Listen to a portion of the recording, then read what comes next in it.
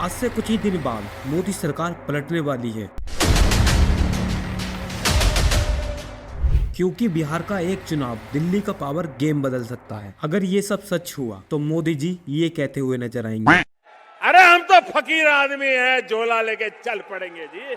नमस्कार दोस्तों, मेरा नाम अंकुश गौतम। चलिए इस पूरे पॉलिटिकल बैटल का ब्रेक डाउन करते हैं। पिछले 10 साल से लगातार मोदी गवर्नमेंट सत्ता में थी और तीसरी बार भी वो प्रधानमंत्री बन जाते हैं और अब की बार उनका नारा था अब 400 पार।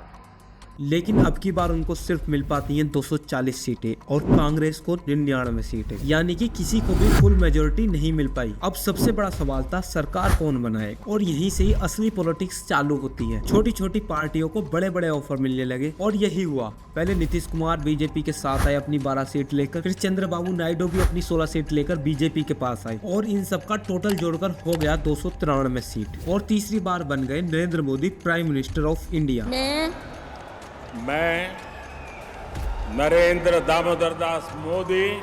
पर अब की बार ट्विस्ट ये है, सरकार बनी है कोएलिशन की, और कोएलिशन की सरकार कभी भी गिर सकती है। पीछे 2 बार बीजेपी की फुल मेजोरिटी के साथ सरकार बनी थी, पर अब की बार ऐसा नहीं हुआ। क्या ये रिस्क इतना बड़ा है जिससे कोएलिशन वाली सरकार गिर सकती है? तो असल गेम है बिहार। 2025 के नवंबर में बिहार विधानसभा चुनाव होने वाले हैं और यहीं से ही सेंट्रल गवर्नमेंट का फ्यूचर डिसाइड होगा। सुनो, बिहार में टोटल अभी तक 243 seat BJP, HAM, JDU, VIP party मिलाकर टोटल NDA के पास 125 सीटें हैं। मेजोरिटी चाहिए 122, यानी कि 4 सीट इधर उधर हुई और सरकार गिर जाएगी। तो क्या नीतीश कुमार की कुर्सी हिलने वाली है? अगर बिहार की सरकार गिरी तो दिल्ली की सरकार पर क्या फर्क पड़ेगा? 2020 में तेजस्वी यादव की पार्टी RJD ने 75 सीटें जीती थी। उनके साथ राहुल गांधी की कांग्रेस और कुछ छोटे दल मिलाकर 110 सीटें जीती थी, मेजोरिटी से सिर्फ 12 सीट दूर। लेकिन 2015 में बिहार में बीजेपी को सिर्फ 53 सीटें मिली थी और 2020 आते आते मोदी ने हवा बदल दी और बीजेपी सीधा 74 पे पहुंच गई। वहीं कांग्रेस 27 से गिरकर 19 पर आ गई। यानी साफ है, सेंट्रल की हवा बिहार का पासा पलट देती है। 2024 में जब अपनी सीट कांग्रेस ने डबल कर ली और बीजेपी नीचे आ गई, क्या वही ट्रेंड 2025 के बिहार चुनाव में रिपीट होगा? शायद यही डर नीतीश कुमार को लगा है, तभी तो उन्होंने अचानक से महिलाओं के खाते में 10,000 रुपए डालने का वादा करा है। महिलाओं के रोजगार के लिए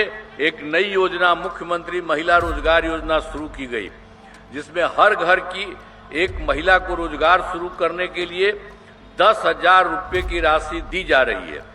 उनको डर है कि अब की बार सीटें हाथ से निकल सकती हैं। पब्लिक को पैसा बांटकर वो सिर्फ चुनाव जीतने की कोशिश कर रहे हैं। अगर ये 10,000 वाला पासा पलट गया और बिहार में महागठबंधन जीत गया, सिंपल है, नीतीश कुमार तुरंत पलटी मार देंगे और कांग्रेस और तेजस्वी यादव के कैंप पर चले जाएंगे। नीतीश की फर्स्ट प्रायोरिटी है बिहार का CM बने रहना और राहुल गांधी उन्हें फिर से CM बना देंगे। अब आप पूछेंगे बदले में क्या देंगे? तो नीतीश अपनी 12 सीट निकालकर कांग्रेस को दे देंगे। मोदी सरकार 293 से घटकर 281 पर आ जाएगी। क्या 281 में भी गवर्नमेंट सरवाइव कर सकती है? जी हाँ, कर सकती है, लेकिन यहीं पर एंट्री होगी चंद्रबाबू नायडू की। अगर राहुल गांधी उनको ऑफर दे दे कि आपको PM बना देंगे, तो क्या नायडू बीजेपी के साथ रहेंगे? और जवाब है नहीं, और शायद वो तुरंत कांग्रेस में शिफ्ट हो सकते हैं। अगर नायडू भी बीजेपी छोड़ दें तो बीजेपी के पास बचेंगी सिर्फ 265 सीट, यानी गवर्नमेंट गिर चुकी होगी। इतना ही नहीं, महाराष्ट्र के एकनाथ शिंदे भी कांग्रेस में चले जाएंगे, क्योंकि बीजेपी ने एकनाथ शिंदे को CM की कुर्सी नहीं दी। कांग्रेस एकनाथ शिंदे को महाराष्ट्र का CM बना सकती है, क्योंकि उनके पास भी 7 सीटें हैं। अब टोटल इक्वेशन देखिए, बीजेपी के पास हो जाएंगी टोटल 258 सीट